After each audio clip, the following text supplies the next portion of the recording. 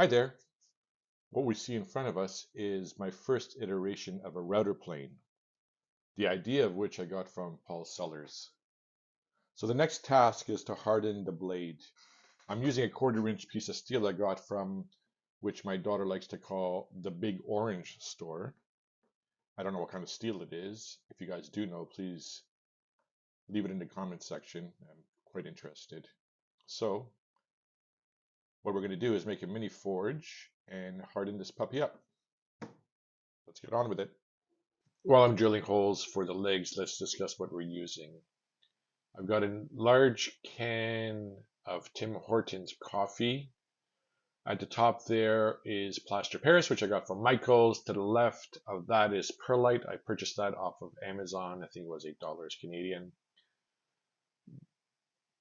2-inch ABS pipe. To the right of that is the handle of this mini forge, where it's a high budget production, so I carved a nice little design off the bandsaw. I could have used a straight piece of wood, but nope.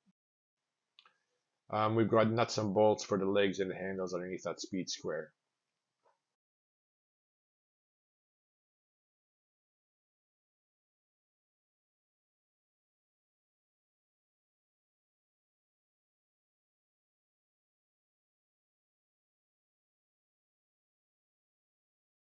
Just using some Loctite to keep the nuts in place.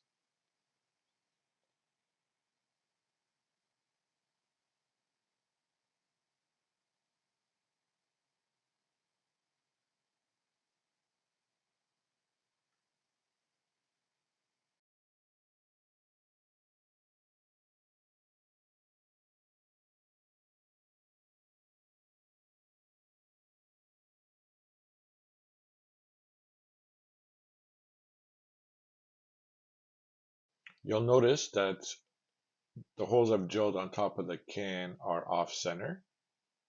My mantra is measure once, cut twice. But hey, I'm gonna get better. I'm a professional now. I've got a YouTube channel. I'm gonna get a pilot hole in. I'll probably use my rotary tool to finish it off.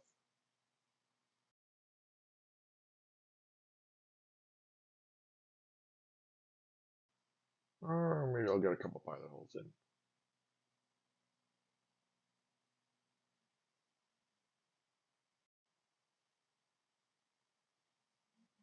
Or maybe 3.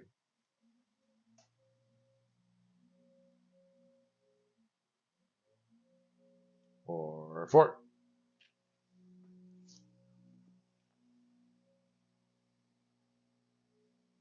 Yeah, that's enough.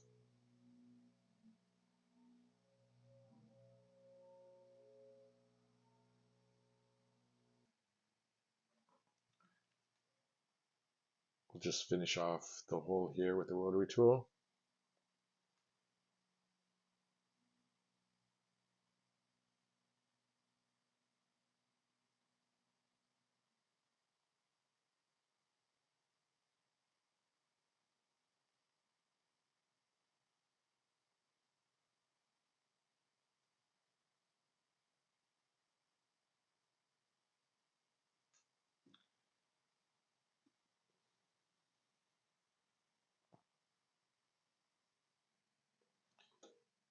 And we'll just get rid of any sharp edges and burrs. Good enough for only a few minor cuts. And there we go. Perfect.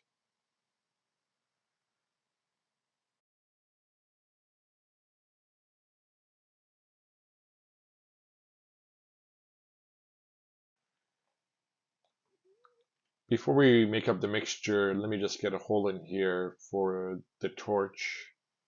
We need to insert the torch, so I was told we should put it near the back end of the forge. So I'm doing that.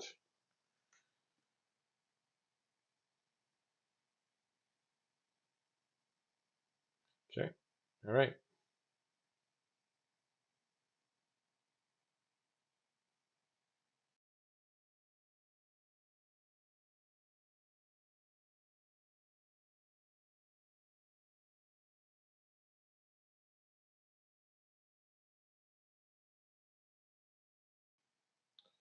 We'll be using a Benzomatic T8000 torch head with Coleman's propane canister. That's what I'll be lighting it with, and that should fit.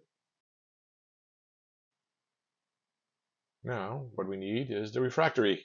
Let's make it up.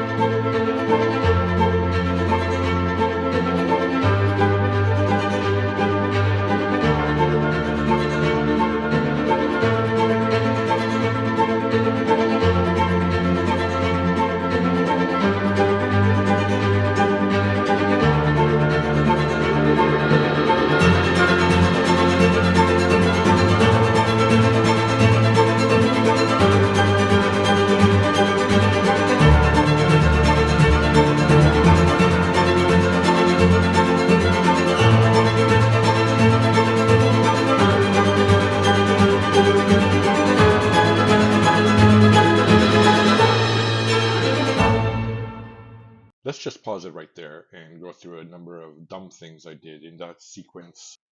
Don't line the container with a plastic bag. There was no need for that. It's an easy cleanup. Number two, I measured the volume of the container. It came up to 12.5 cups. That's including the can less the pipe.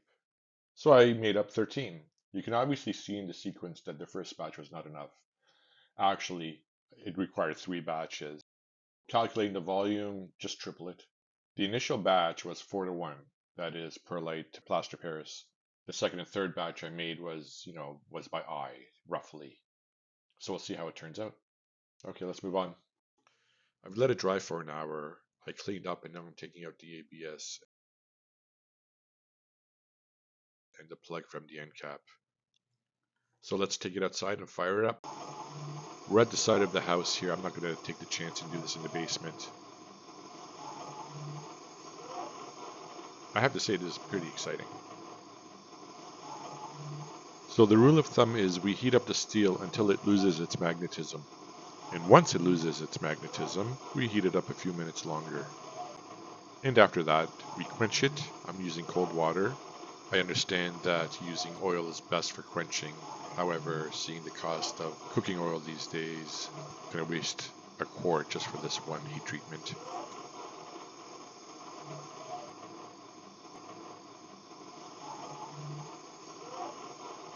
It is daylight out. You can't tell if it's glowing, how much it's glowing, but I can see.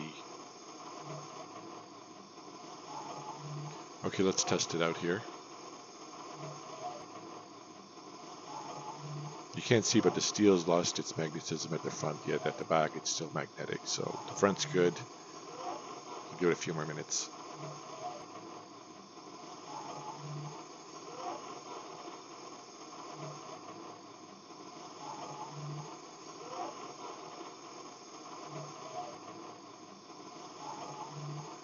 It's been a couple of minutes. Let's give it a quench.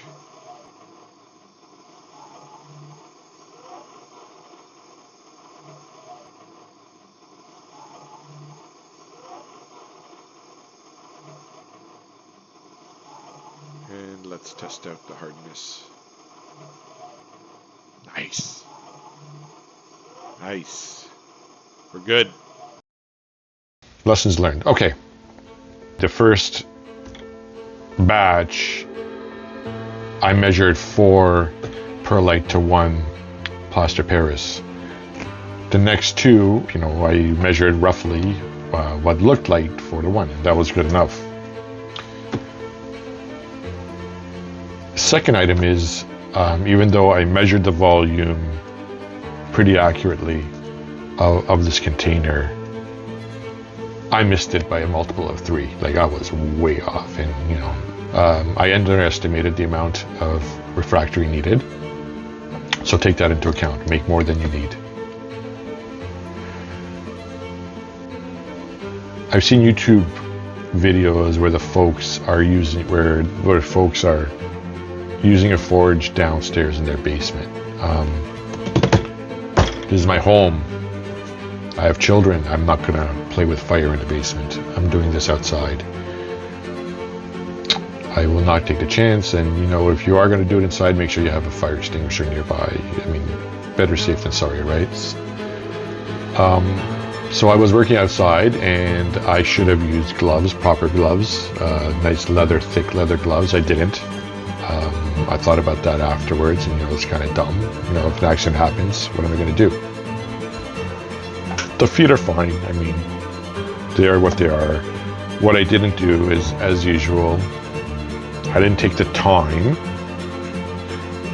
to measure the center line here accurately. I'm a little bit off. It doesn't really bother me. I mean, again, this is more functional than aesthetic. But then again, I'm making a YouTube channel. Aesthetics matters, and I'm going to be more cognizant of that in the future. To take the time, do it right, measure twice, cut once, as opposed to measure once, cut twice, which is my usual course. So that's off. I did cut the handle. The handle's fine. I stained it with an espresso color, so that looks all right. Again, I'm happy with the way it turned out. It's going to be an occasional use. I'm not going to use it on a daily basis. If I was going to use it on a daily basis, I'd get a refractory. I'd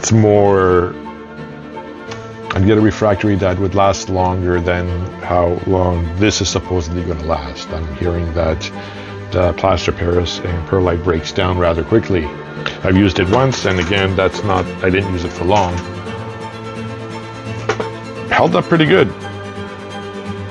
Should last quite a while. I'm not disappointed with it. The plug I made for the end. I haven't seen this made. It's a good idea. I liked it. Right? I got an end cap. I filled it up. I should have taken the time to sand. There's a little rib in the middle where two sections connect. Should have sanded that down. And by not sanding it down, it caused this plug or this end piece to break in half. Although this is thick enough. Fits perfect. It should trap some of the heat inside and make the forge heat up quicker and get hotter. I think that's about it. Thanks for joining. Poise, the penguin on the television, would be very happy if you subscribed, gave us a thumbs up here. These are one of the first videos that we're making here at the Fellow Hobbyist. Gives us some incentive to make more videos, and hopefully they'll get better. And you know, we'll keep making them, and hopefully you guys will like it. So thanks again. We'll see you again next time. Ciao.